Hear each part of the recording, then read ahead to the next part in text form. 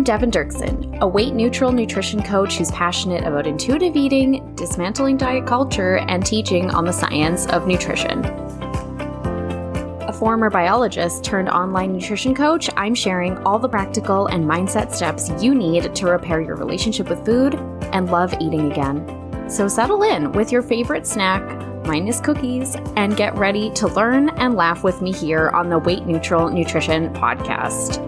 Now on to the show.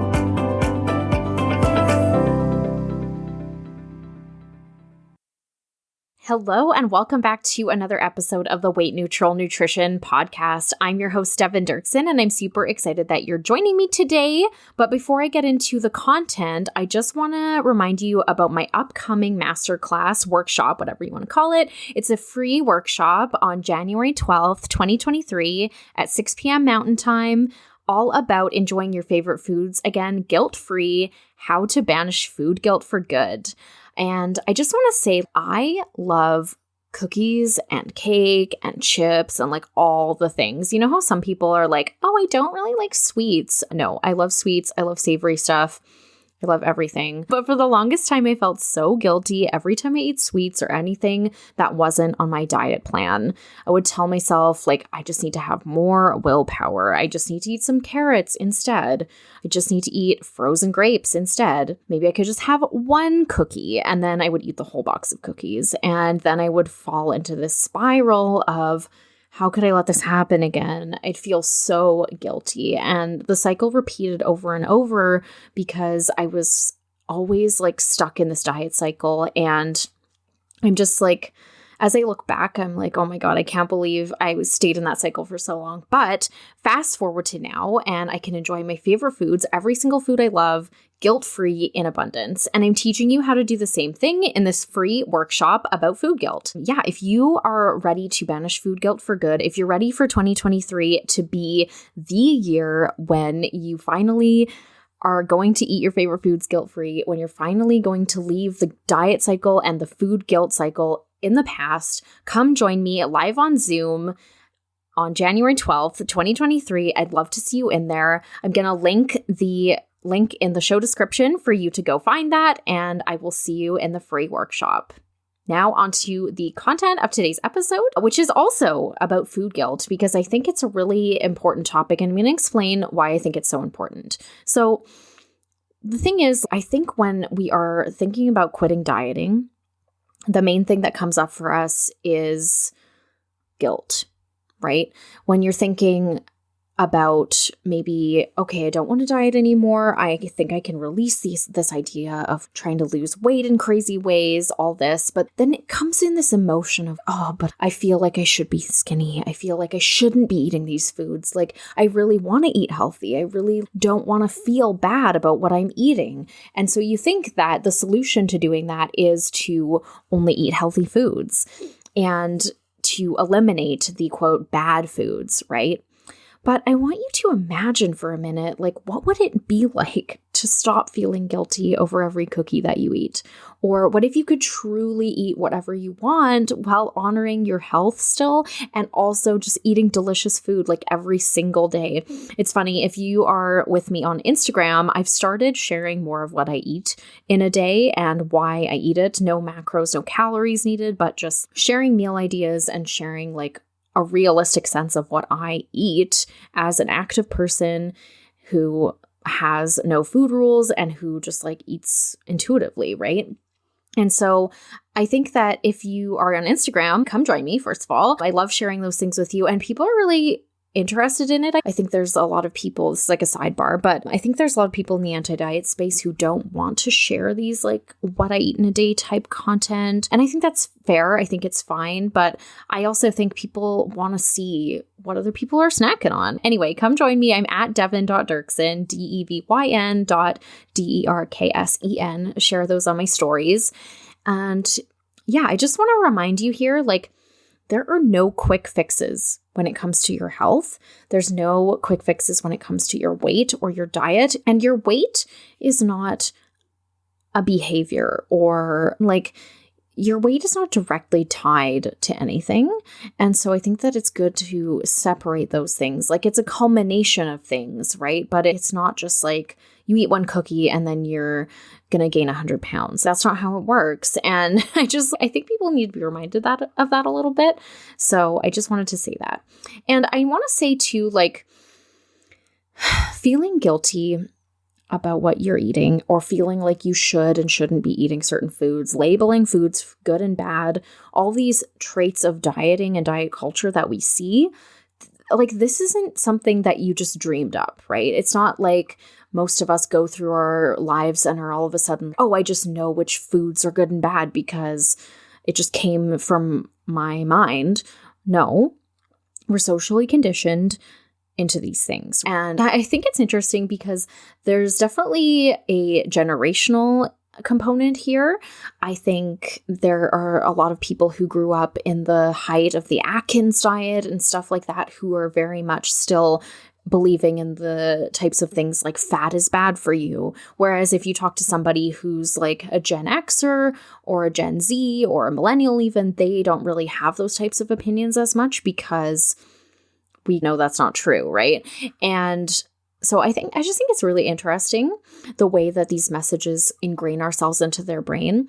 But the takeaway here is that food guilt is not your fault. Diet companies, diet culture, people in power, people in influencing positions today are the culprits here. They are conditioning you to feel guilty about your choices, about the foods you're eating, so that they can sell you their solution to your problem, to the problem they think you have. And in the case of, let's say, keto, they're framing it as carbs are bad, so you should follow our keto diet so that you don't eat carbs. You're never going to want to eat carbs. Like, you should feel bad about that. And it's just, I don't know. Guilt is such an interesting emotion in my mind because it's so not helpful, but it also gives us this deep feeling and this deep urge to try to fix something.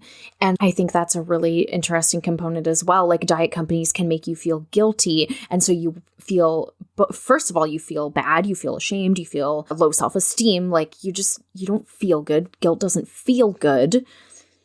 But at the same time, it also causes you to want to try to remedy the situation.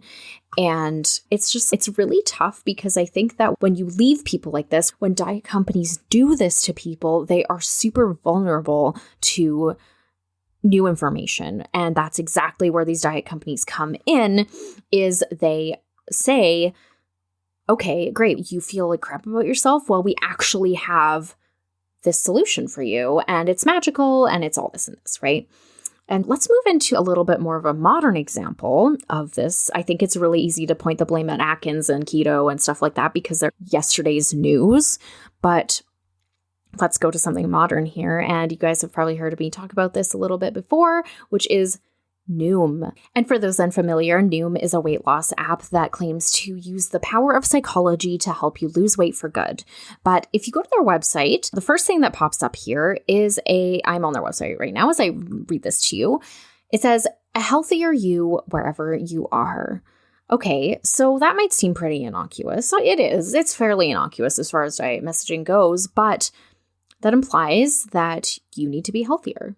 It implies that you are not good as you are. And so I just, from the get-go, like, this is like their main page. I haven't even clicked on anything. It doesn't say anything. It has a picture of some avocado toast, but that's about it, right? And even before you click on their site, actually, when it comes up in Google, it says, get healthy again with Noom. Okay, it says Noom weight loss, get healthy again. So that implies that you were healthy once. When were you healthy? Like, why are you not healthy now? So I just think, like, from the get-go, these companies target you. They try to make you feel something. They try to make you feel bad. The get healthy again, like, that just so quickly, I think, because of how our society is, it just like tunes and dials right in to people feeling like their past selves were healthier and skinnier and better. And so it's interesting to me that is what's going on here.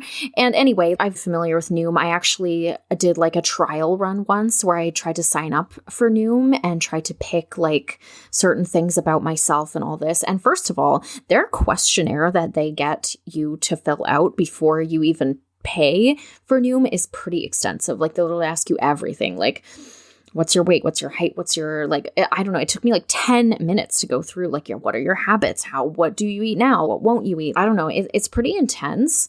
And I don't know. It's just like, health doesn't have to be that complicated is the thing that I believe. So I don't support Noom. If you're on Noom currently, I think that you can do whatever you want, of course. I see a lot of messages, especially on TikTok in the comment sections of certain videos, because I prowl TikTok. I try to see what people are saying, what's out there. I see a lot of people saying things like, I'm going to try Noom again. And it's okay. If you have to try it again, then clearly it didn't work. It didn't work the first time. Why would you try the same thing again and have it not work again? And I don't know. There's such that mentality of sunk cost and guilt in diet culture that it just makes you want to go back for more. You're like, there's something wrong with me, so I should try again. I'm the reason this didn't work. No, the system is flawed. Not you, the system. And it's trying to make you feel like it's your fault so that they can sell you something again. Anyway, that's basically what's going on here. That's the basics of how companies like Noom, how companies like Weight Watchers, who's also tried to brand themselves as more like not a weight loss thing anymore. That's how they get you, right? That's how they keep you coming back. That's how they create a repeat customer, is they try to make you feel bad. And I think, like I've said before, I've said this 7 million times, I feel like in the past couple months, but diet companies are getting smart.